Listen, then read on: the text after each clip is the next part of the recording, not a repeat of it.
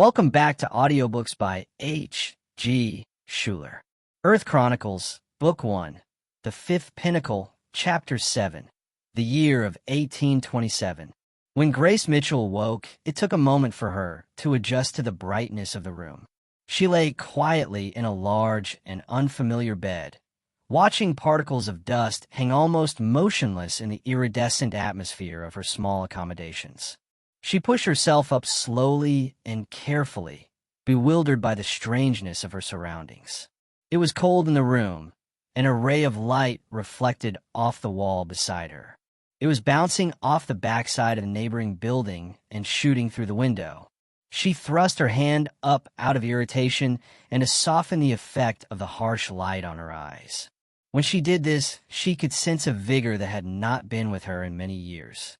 Her mind felt sharp, and her body no longer ached with fatigue or constriction in her chest. For longer than she could remember, there had been physical discomfort after awakening from sleep, but this time there was absolutely none.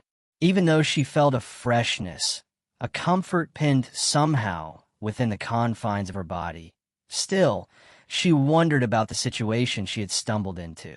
There was corresponding mental anguish because she hadn't a clue where she was or how she came to be here. As the worry was beginning to build in her, she noticed that there was the smell of cooking penetrating the bottom of the door. While sniffing and looking in that direction, the door opened and a man came walking in. He was wearing a hat and tie, carrying a tray. His hair was milky gray and matched almost imperceptibly with the tones of his skin. His face looked a little swollen, and his eyes cradled a good bit of tension and worry in them. He glances at Grace. "How do you feel?" His tone was one of seriousness. "I feel fine. Who are you?" "We'll get to that soon. I promise. Would you like some tea?" "And I have sandwiches.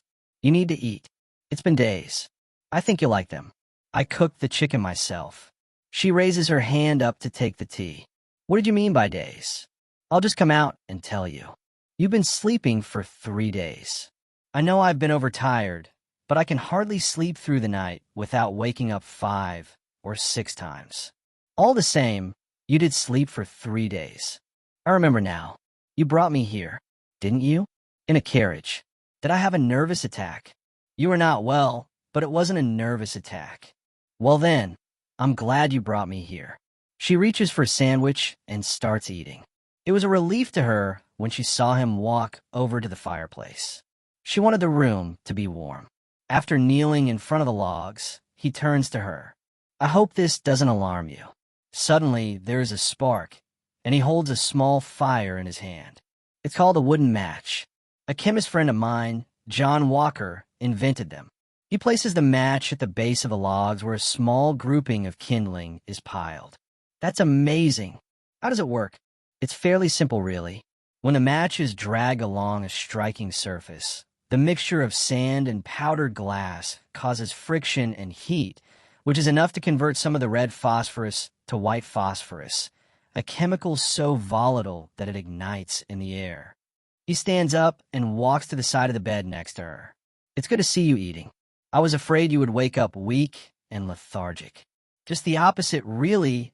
I feel better than I have since I can remember.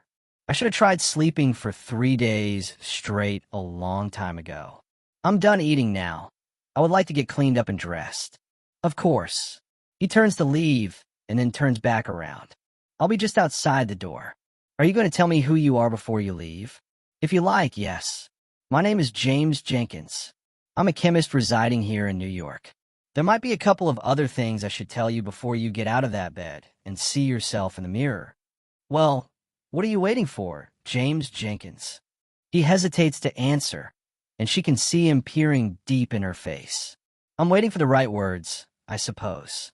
Let me start by saying, you were ill when I brought you here." "Yes.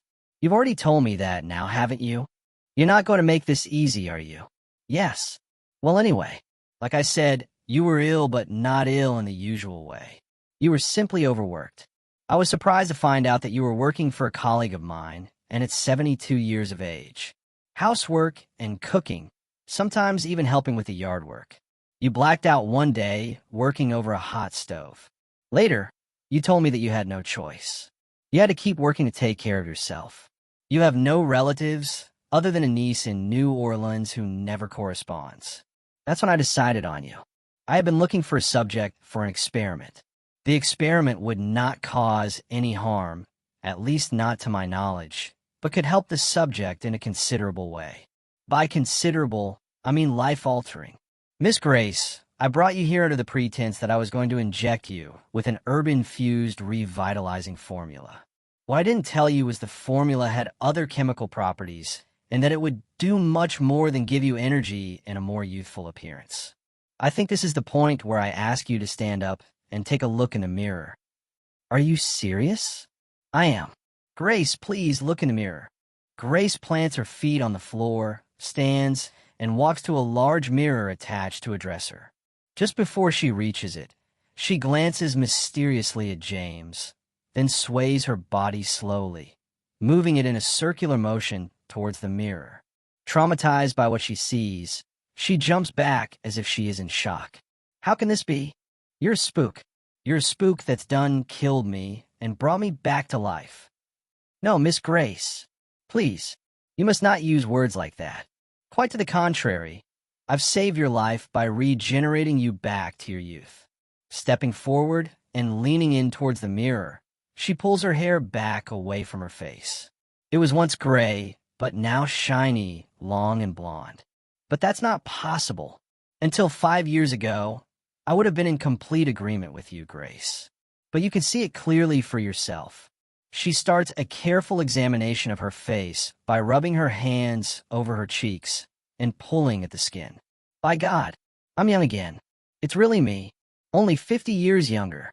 Only the hand of God could do this. I'm not God, Miss Grace. Neither am I a spook. I'm just a chemist, and, well, come to think of it, I guess there's more to it than that. Grace turns from the mirror, gazing at him. Would you care to elaborate on that? Are you sure you want to do this now?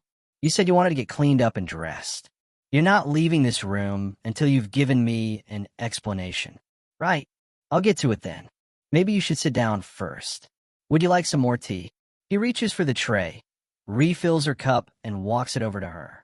She dips her head in thanks. Go on. I'm waiting. Let me make something clear to start with. At first, all we thought we were looking for was a panacea for all physical disorders. Doctors and chemists have been searching for that since forever, I suppose. I didn't realize I was about to stumble onto the actual elixir of life. Something of this magnitude, something that he turns his hand over, palm up, and moves it toward her as if pointing. Something that could do this. Although there had been some speculation and some talk based on some old documentation, none of us knew it existed. I say none of us, but there's a little more to this part of the story that I'll get around to telling you later. When I first came upon the formula as part of my investigation, it was scribbled into the pages of an old chemistry book. The book itself was covered by stacks of others at Oxford University. Afterward, in the solitude of my own room, I did some serious contemplation of what I had just discovered. A note, scribbled with the formula, told specifically what it could do. I knew I had found what I was looking for because it bore the initials SRL, which stood for Solomon Ray Lett. It also bore his formula marking LLF, which stood for Lett's Life Formula. And, of course, the formula itself, which is quite long. This was exactly what our documentation told us to look for. Very soon I realized that keeping hidden what I had just discovered was of utmost importance. The implications of the discovery could not begin to be calculated. I moved away from England on the flimsy pretext that I needed change. Soon after I began experimenting with the formula. My first test subject was an old orange cat. At first, I thought it was going to die because it wouldn't wake up. After my second experiment on another cat, I realized that being asleep for 3 days was just part of the process. My first 2 experiments were a complete success. From the beginning, I've never had a failure, which includes dozens of animals, mostly cats and dogs. Now I'm thrilled to say that success includes a human subject. You, Grace, are the first human to be regenerated back to youth. I hope you understand the significance of what's happened to you, and that it needs to be kept a secret. You can't even entertain the thought of Well, you can't talk about this to anyone other than me. Why did you wait so long? I'm not sure I understand your question. To try it on a person, why so long?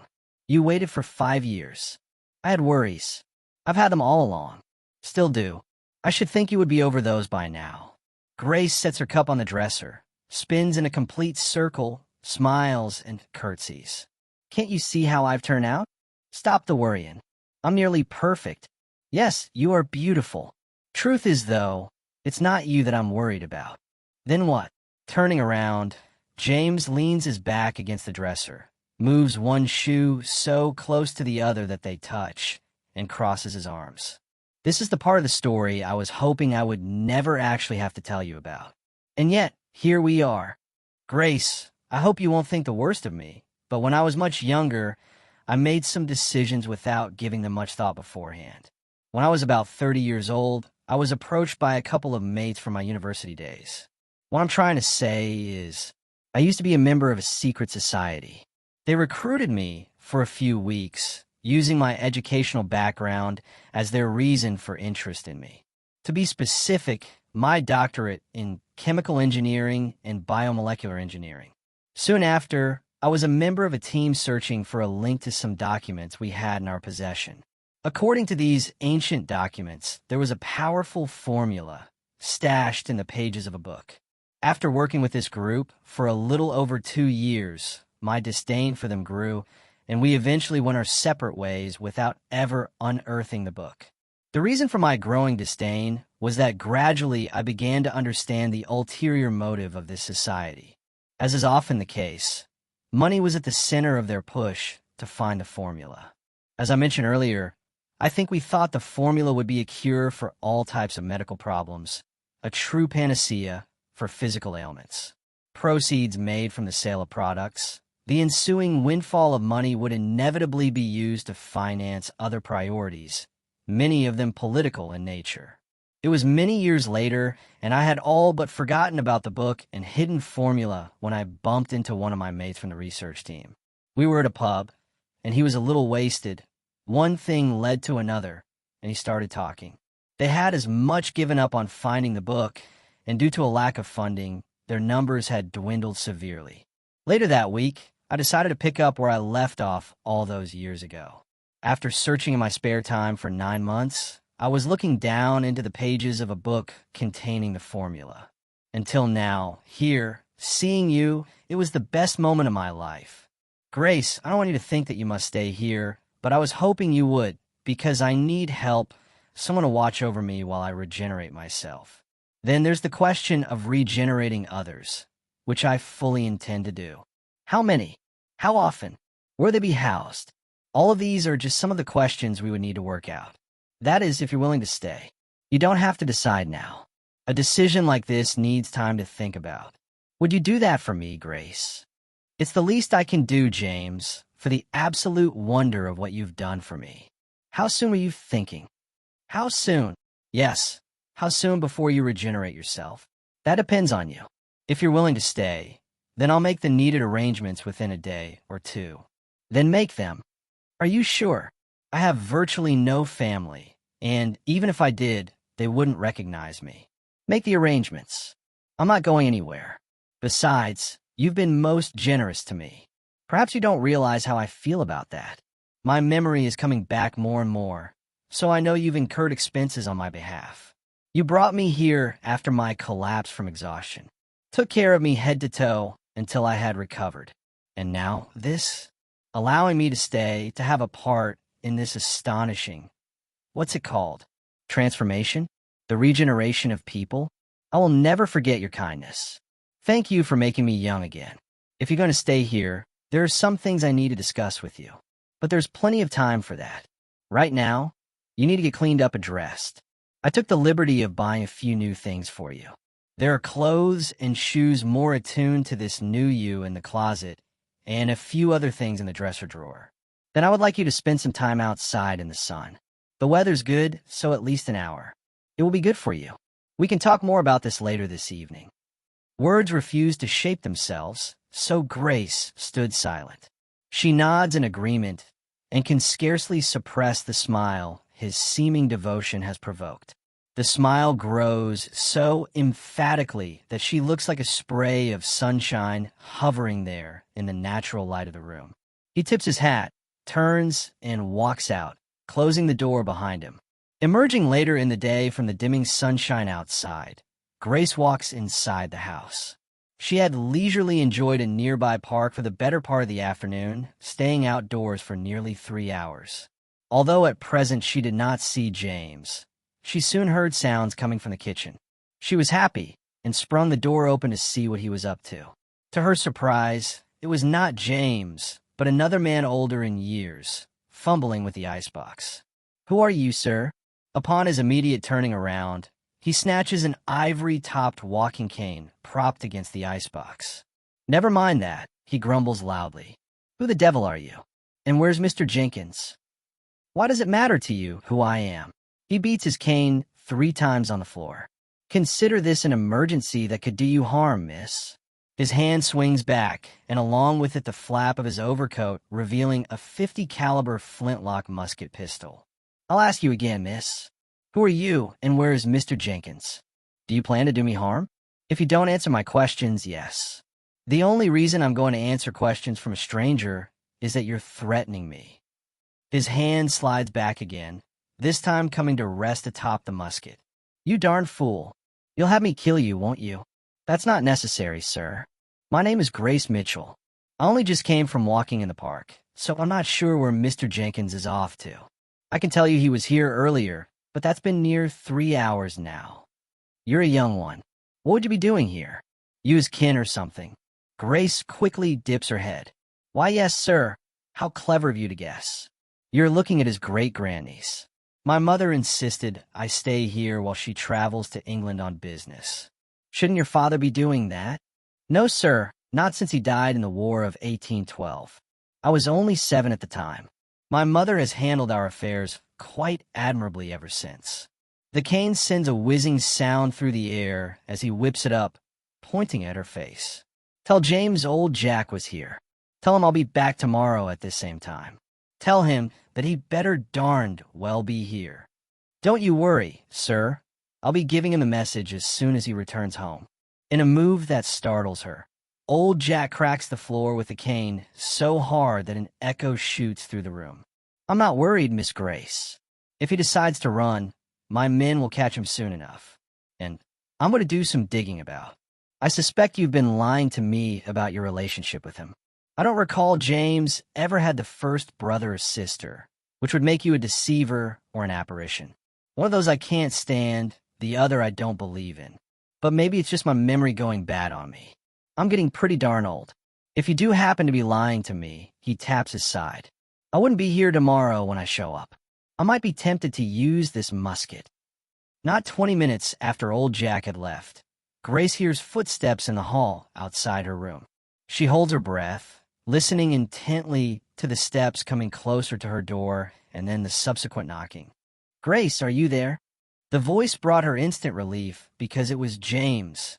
After sighing, her breathing started up normal again. She stands up from a makeup desk where she had been gazing at her new face and applying minimal amounts of makeup. "You may enter." Her voice was soft, but loud enough to be heard without effort. When the door swung open, his appearance gave her a subtle encouragement. His elegant familiarity even building in her a small amount of confidence. "I'm glad you're back." Although she was trying to smile, her face gave evidence that something had upset her. It was reflecting the harrowing experience old Jack had put upon her. James rubs his chin while staring at her. "Is everything okay? Do you feel all right?" "I'm fine, but you had a visitor is all." "Visitor? But I never have visitors." "You did today, and not a nice one either." "Did he leave a name?" "He said to tell you old Jack was here." Paleness along with confusion instantly creeps over James' face. He walks straight to the bed and sits on the edge of it, peering downward. "Grace, I hate to have to tell you this, but the situation is urgent. Well, we should pack some things and leave here tonight." When he looks up, he sees her shaking her head no. "He said if you ran, his men would catch you. At some point." "Yes, but what else can I do? He's after the formula, and if he thinks I've got it, he'll stop at nothing to take it. If you run, he'll know for sure you have it. I've known men like him before. He's vulgar and makes claim to anything he pleases. When he tracks you down, he'll be your judge and executioner. That walking stick will be his judge's gavel. Walking stick? He walks with a cane. You didn't know? I haven't seen him in years. I got a good deal of money. Maybe I could just buy him off. He'll just take your money and the formula, James. You must lie, and you must do a darn good job of it. Haven't you ever made up a story I don't know, to keep yourself from embarrassment? I can't say that I have. Well, I have. More times than I can count. He needs to see that you have absolutely nothing to hide. Have refreshments waiting when he arrives, and act surprised and happy to see him. Shake his hand heartily, like you would after seeing a friend after many years. When he brings up the formula, start brooding over your failure. Tell him you've thought about giving it another try. You have to be all in, or he'll know. So, you think it will work? You know him better than I do.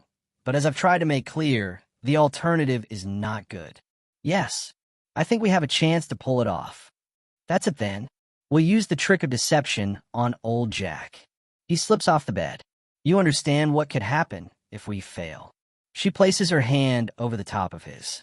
Her emphatic nod is all the response needed. Then we had better prepare our stories. If we're to make this work, they have to match in every tiny detail. Again, she nods without speaking. It was already a full hour later than when Jack showed the day before. The waiting is nerve-wracking. James and Grace hear the door to the house fling open, and the sound of a cane progressively taps nearer to them on the floor. Grace's eyes lock onto James. When he enters the room, stand up quickly, and for God's sake smile. You look as though you've seen a ghost, James. This is the moment of truth. You're quite right, Grace. Don't worry. I'm prepared. When old Jack enters the room, there are two rather large Italians with him. One with a face pushed in as if it has been smashed by a boxer's glove, and one with a scar running from his left eye down to his cheek. James springs to his feet, smiling and making a gesture with his arms like he can't believe his eyes and wants to give old Jack a hug. We'll dispense with all the showy display, James. Sit you but down right now before I have my men do it for you. We never were that close, so stop acting like you're happy to see me. But I always thought we... James sits back down. At least we parted ways amicably enough. That's your opinion. If I had a do-over on the whole thing again, I might not let you off so easily. James points to a small service table that is between the two men. I took the liberty of having vodka and tonic ready. If my memory serves me, I believe it's your favorite. And I have cheese and crackers, and... Pour me 2 fingers, no. Make it 4 and skip the tonic. After James hands him the drink, he immediately downs it, shoving the glass back at him. 1 more. He downs the second as quick as the first, and his eyes suddenly turn bloodshot.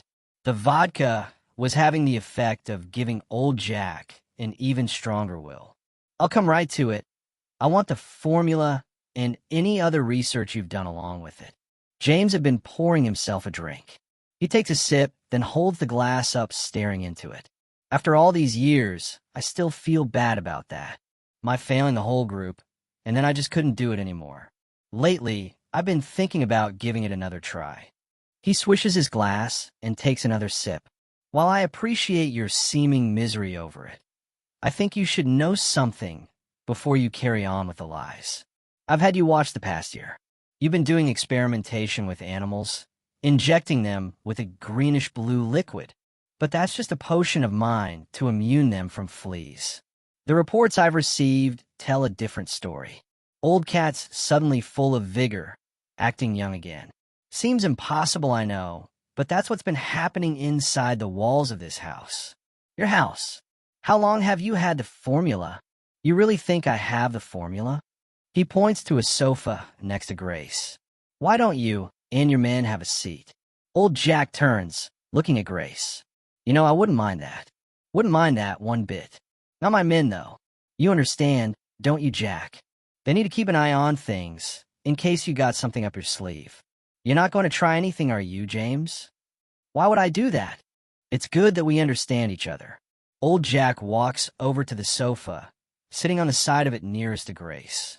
I've not been married in years, but if I ever did do it again, I'd want my wife to make other women feel small. I want her to make a plain white dress look as if she were wearing a crown. You, my dear, are of that sort. He reaches his hand out, placing it atop her knee.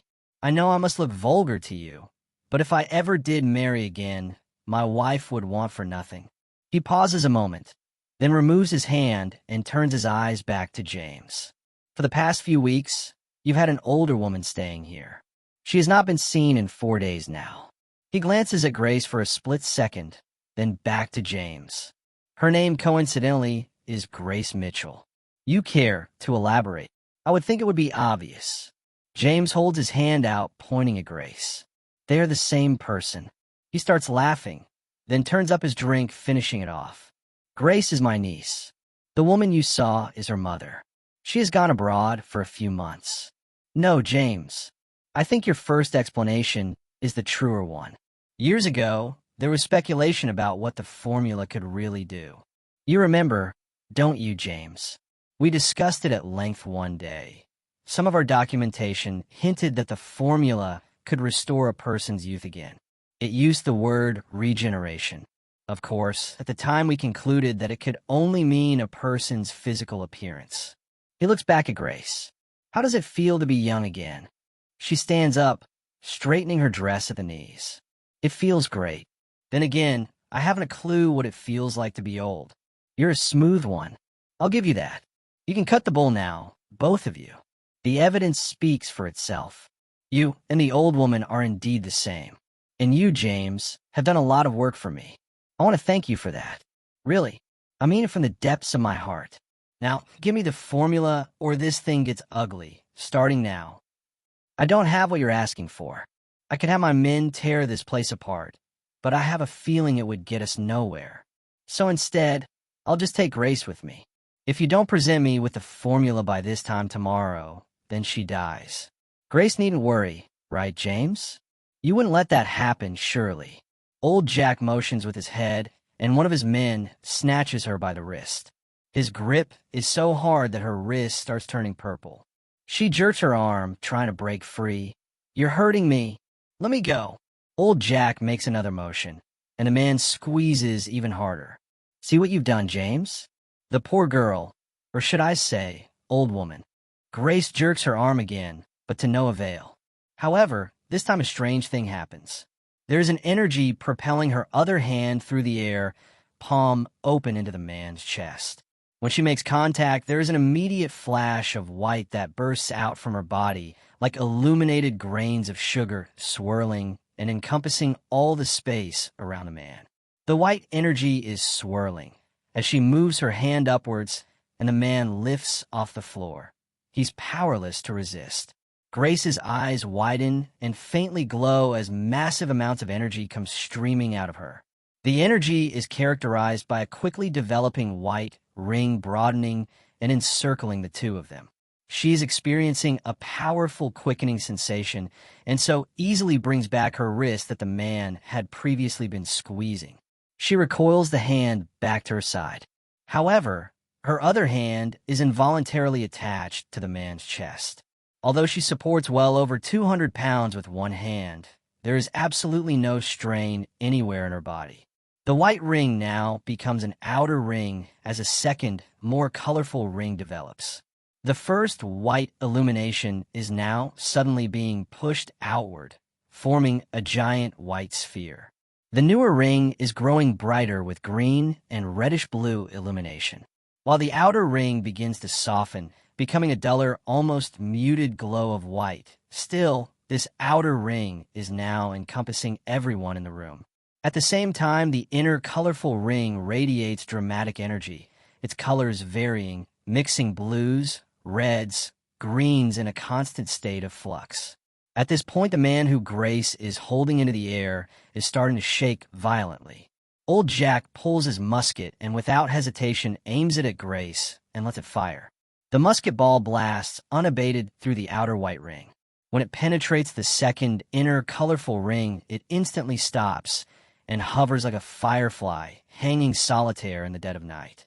The room falls silent as everyone watches the musket ball floating and glowing inside the translucent energy. After a moment, it falls straight down, bouncing off the wooden floor, rolling and coming to rest at the feet of old Jack. When it contacts his shoe, he is startled, swings his arm back, and throws his musket at Grace. When the pistol hits the inner ring, a burst of energy sends it flying backwards in the direction it came from. The musket catches old Jack in the head, opening a huge gash, knocking him out, and sending him spiraling downward to the hard wooden floor. That's the end of Chapter 7. Go find Chapter 8 for more exciting scenes from audiobooks by H. G. Shuler, Earth Chronicles, Book 1, The Fifth Pinnacle.